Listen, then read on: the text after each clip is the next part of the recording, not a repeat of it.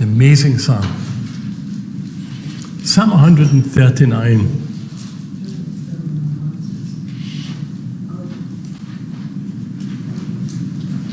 I did ask the question at the beginning of the service. I said there's paradoxes. Jonathan's been saying there's paradoxes in the Bible.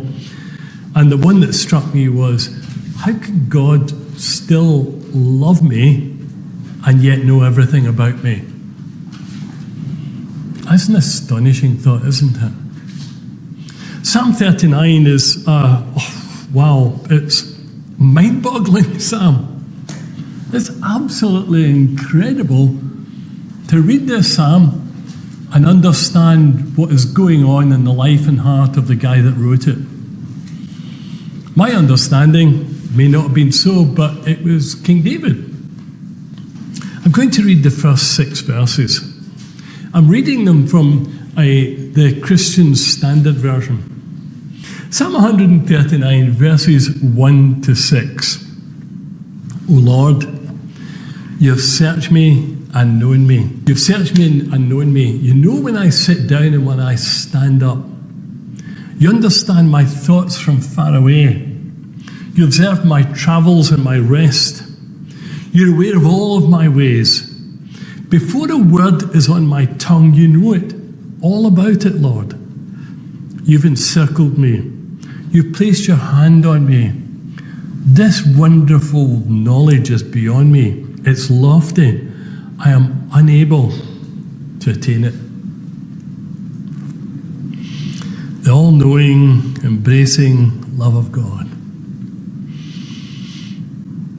You can tell the person who's writing this is very personal. It's not an abstract thought. It's not a theological thought. He's talking about the all-encompassing knowing God. The omniscience of God, who knows everything, knows all things. And he's talking about this God who knows everything about him. And yet, it's not an abstract thought he's focusing in his mind. It's a personal reality. His understanding is personal to him. And the guy who wrote it was David. And how did he get there? How did he ever get to write these words in the psalm? Well, what was his life? Do you know anything about David? He was a young man. He was called and anointed by the prophet Samuel to be the coming king. Of course, that created a problem because there was already a king. And yet God had called David. Anointed, gifted, set apart. When he was a young man, he went against Goliath. And he said, you come against me in the might of all your arms. I come against you in the name of the Lord. And he took a stone and of course, you know the story. Pludunk. Defeated his enemies. Oh, he was loved. He was loved so much they used to sing songs about him. David has slain his thousands, Saul his hundreds. Well, Saul was the king, and Saul was rather jealous about that. Why are you singing about him and all these great achievements? I've done great things. And of course, that created great animosity between Saul and David. And Saul tried to kill David. So David had to flee, became an outlaw. Wow.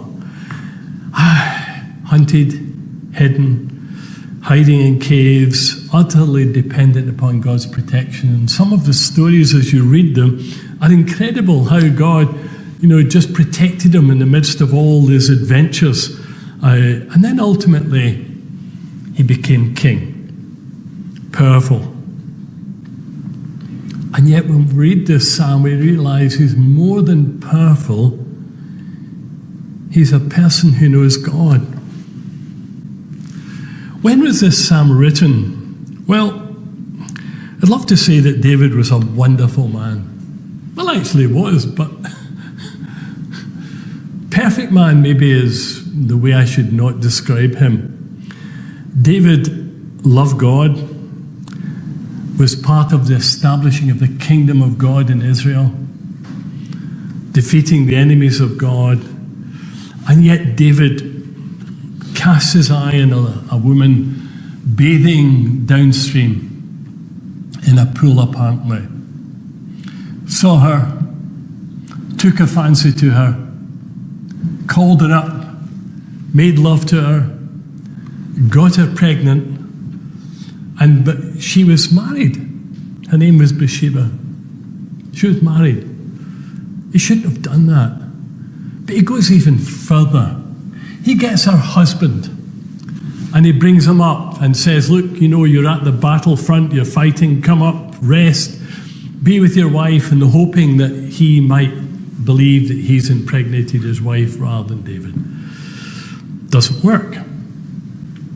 He said, no, I'm not going to do that. God's people are fighting at the front. Why should I take time out and do? No, not. So David gives instructions to send him to the point where the battle is the fiercest, and then to leave him there. And of course he gets killed and he dies. And David marries his wife and they have a child, Solomon. Not a very nice tale, is it? Not a very nice story.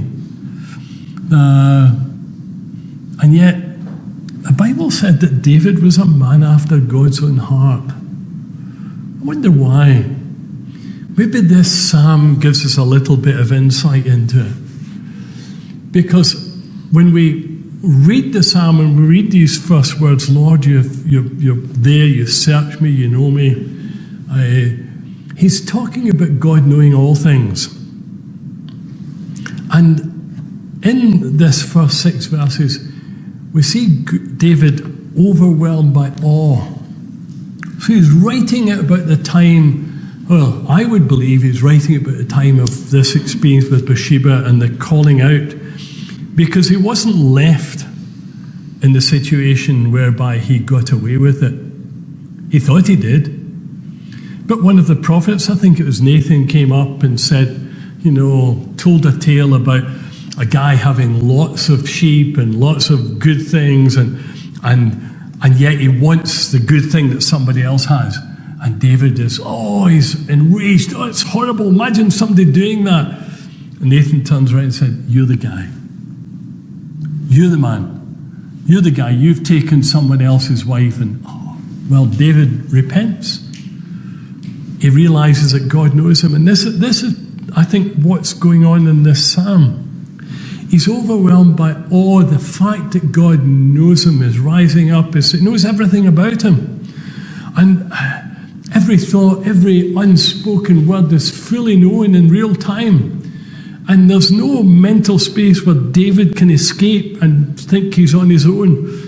And David realizes that his inner life, his inner thoughts, all that he's been going through is like a glass house before God. A glass house of the soul. And there's no hiding place. That's an amazing thought. That God knows us intimately, and knew David intimately, and knows us intimately. There's no hiding place. You can't, kid God. You cannot kid God.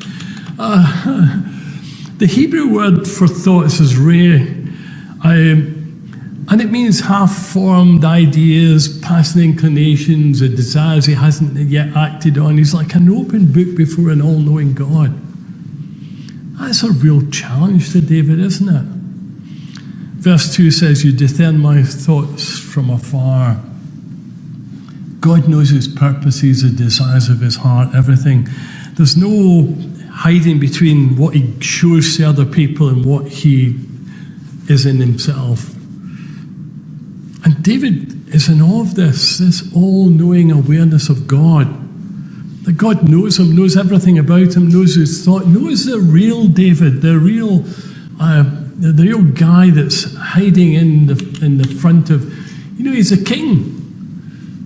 People kowtow to him. I told you I was in Brits 3-4 weeks ago, something like that, and we passed the Chanel shop, and from here to there, the Chanel shop, at the door of a Chanel shop, the manager there is going to this woman. Now, whether she was European royalty or whether she was just a big spender, I've no idea.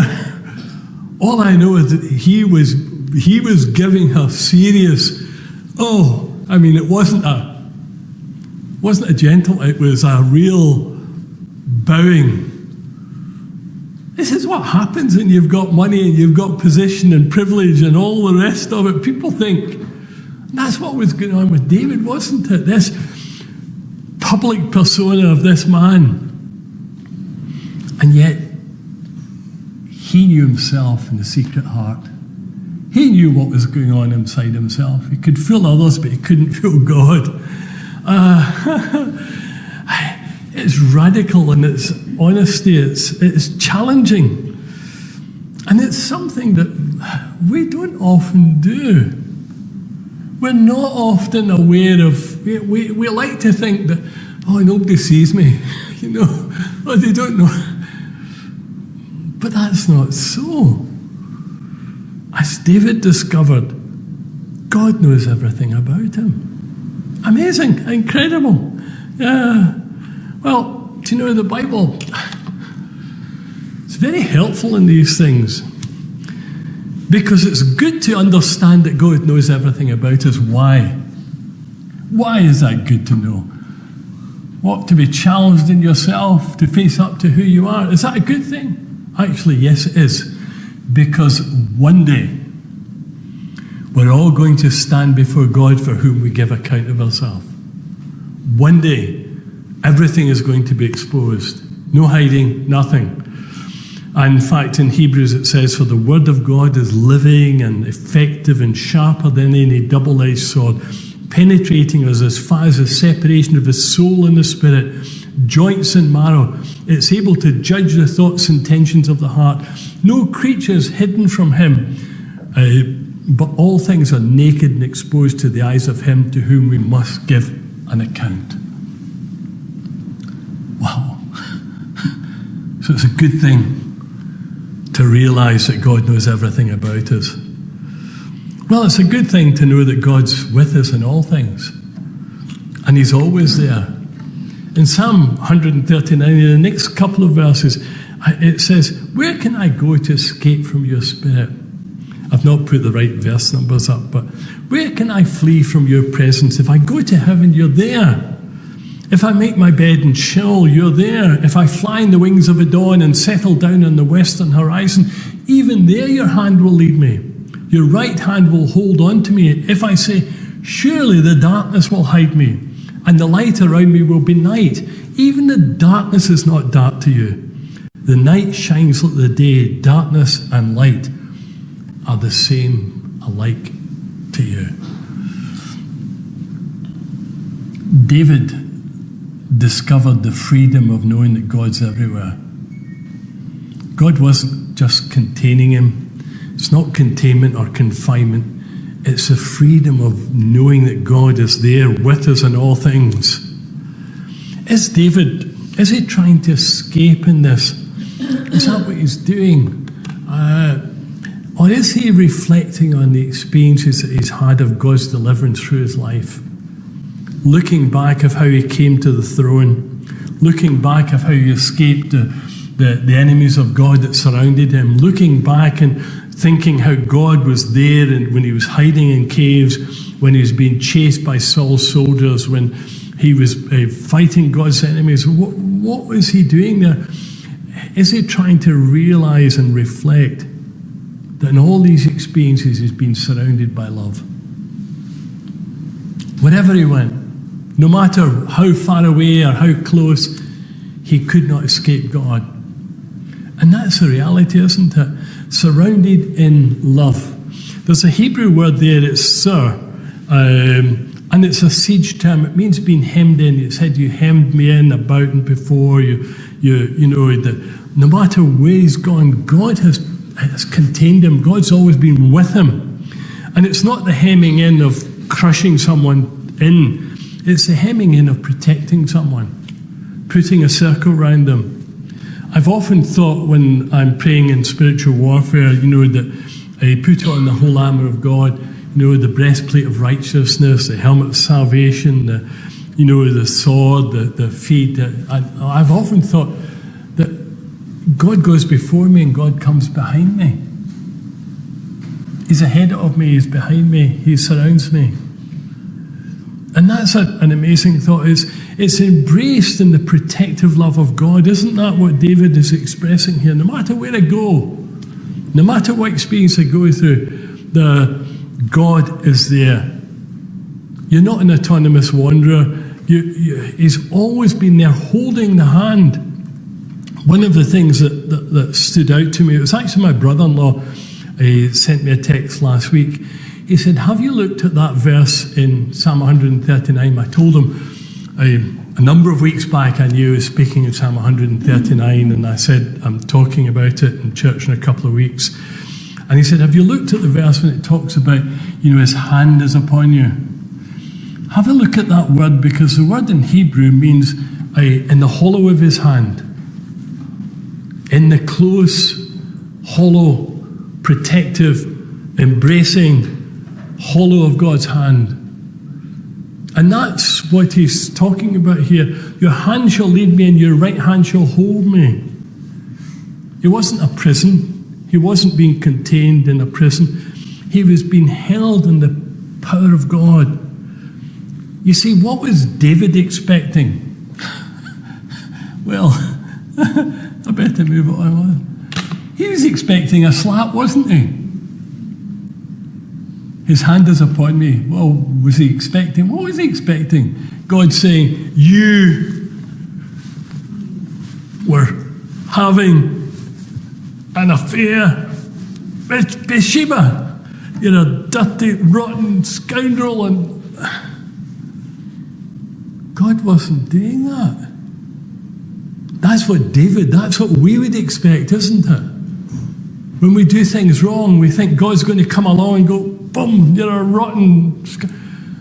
We don't need God to tell us what we're like. But God's holding him in the hollow of his hand. That is just incredible, isn't it?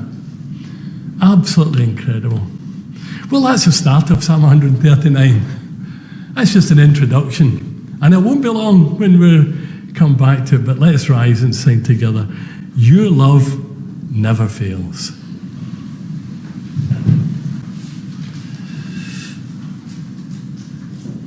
Let's come back to Psalm 139 and the last number of verses. For it was you who created my inner parts. You knit me together in my mother's womb. I will praise you because I have been remarkably and wondrously made. Your works are wonderful and I know them very well. My bones were not hidden from you when I was made in secret. When I was formed in the depth of the earth, your eyes saw me when I was formless. All my days were written in your book and planned before a single one of them began. God, how precious are your thoughts to me. How vast their sum is. If I counted them, they would outnumber the grains of sand. When I wake up, I am still with you. Wow. I always think of a book I read 40 odd years ago, maybe a little bit longer, in the 70s. So it'd be longer. You're fearful and wonderfully made. I was a doctor writing about the intricacies of the human body and how they all interact and how we need and function, and incredible. David is mind-boggled, blown away by this awesome understanding of his own existence. These verses are actually revolutionary, both for David and for humanity, for you and me. They completely reframe our sense of value and our sense of worth, because they tell us that God knows us and shaped us intimately, even before we were born. Knew all the parts of us. Do you know, I think that's true of every single human being. The Bible tells us we're made in the image of God. No accident, made in the image of God, yes. We do understand there's a fall. We do understand the implications of what sin has brought into our world and the destruction and physicality and mental capacity of human beings. But of course, the biggest destruction of the spiritual capacity of our relationship with God. We do understand that. We know that. But we're also aware of the value of human life that God places. God places great value. We're no cosmic accident. God, we're not a mistake. Humanity is not just a sideline for God. It's the central thrust of God's work in the universe, in the cosmos. Made in the image of God. That's a mind-boggling thought. And that's something that David's bringing out here. He was skillfully woven. Every part of his physical and psychological makeup was skillfully woven together. You are not an accident. You are who you are, uniquely, individually, separately, because of who you are, made in the image of God. Wow. You don't have to take your worth from what you do. It's nice to know you do good things. Nothing wrong with that at all. Nice to know that you might be lovely and handsome and good looking. Obviously, I'm excluding myself here. But it's nice to know that, you are a nice person and all. But that's not where worth is found. Worth is found in that God places great value in you. You're made in His image. He gave His Son for you. Wow. It's mind-boggling, isn't it? Not only it's mind-boggling that we are created in His image, but God has been involved in His personal history, our history. All the things you've been through, making and shaping of your life, some of them you wish you'd never gone through. Some of them have been a great experience. But in all of the experiences of life, God's been there. God has made you in His image, and you are the constant focus of God. That's true of every single human being. Say, God so loved the world. I'm sorry, I can't escape the reality of what that means, that God still cares for humanity despite the rejection of Him. God, we're no afterthought in His mind. He's perpetually loving, and particularly with those of us who have opened our heart and life to Him. Why is that? Is it because we're better? Actually, the Bible tells us that nothing could be further from the truth. It's not because we're any better than other people. It's probably because we're worse than other people. And that's the reality of what the Scriptures tell us. It's sinners who come to God. People who recognize failure, who know the need. Wow. And it's this complete reframing of who we are, the understanding of who we are, that the Bible is clear about. But David is very consistent here in understanding this long before the New Testament was written, that God was involved in the intricacies of His life and the experiences of His life. Wow.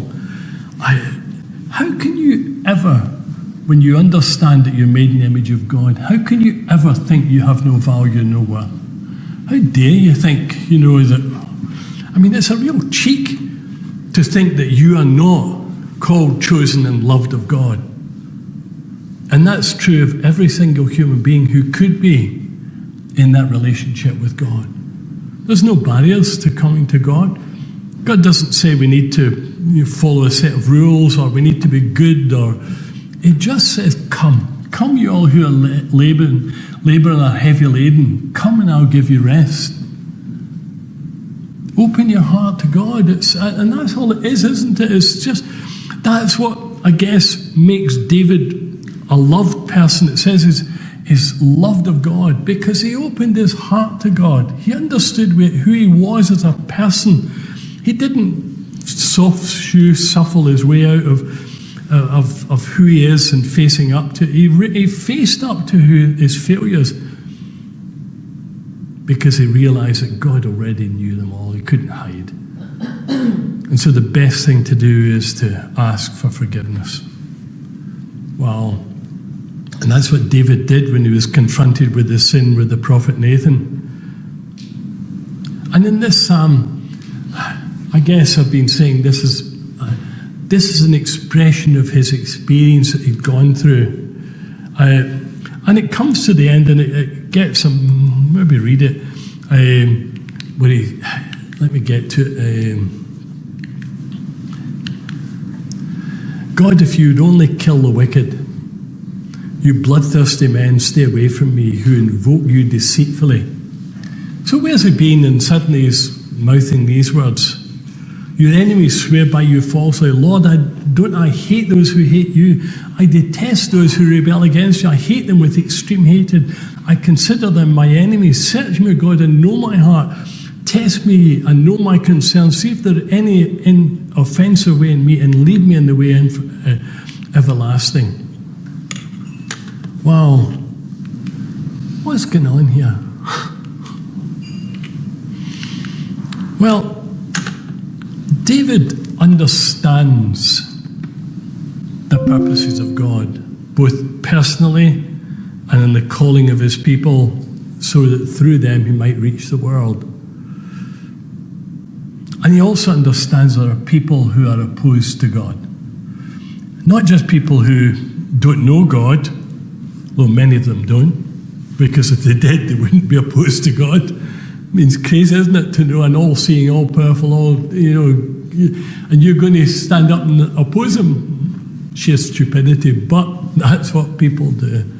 If I see God, I'm going to have words with him about, the things that I've been through and the things others, It's like, really? Honestly? You're going to stand before God and have words with him? Seriously? Are you off your head? And yet, you would slay the wicked. Why? What is David saying here?